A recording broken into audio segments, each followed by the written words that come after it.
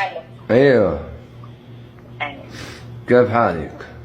الحمد لله الله يسعدك، ايش اخبارك؟ وإيش نعمة رضا. ايش مسوي يا خيرية؟ الحمد لله الله يسعدك، كيف مسوي ايش مسويه؟ الحمد لله. الراجل مستني الرد العريس. خلاص انا موافقه، انا سويت استخاره قبل يومين، الحمد لله كذا نفسيتي ارتاحت انشرحت له. قبل يومين ايه يا راجل؟ امس الراجل جاني، انت من يومين قلبك احساس ها؟ انا احساسي جاني انه في احد بده يجيني، وسويت استخاره كذا من قبلها مقدما قبلها، يعني الحمد لله ربي يسر لي الامر ونفسيتي مره ارتاحت يا اخويا.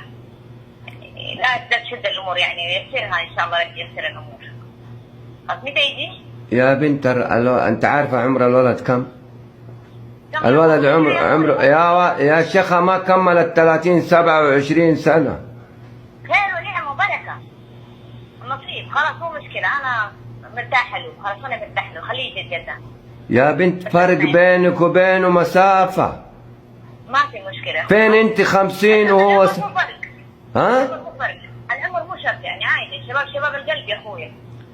شباب القلب. يا بنت حيبهدلك يا بنت، يا واد يا شيخة صغير الواد. لا تشيل هم، أنا أتصرف معاه، أنا قلت لا تشيل هم، خلاص خليه يتقدم ويجي ولا تطلب منه أشياء كثير، فاهم؟ لا تتشرف على الله يسعدك يا أخويا. كيف لا أتشرف؟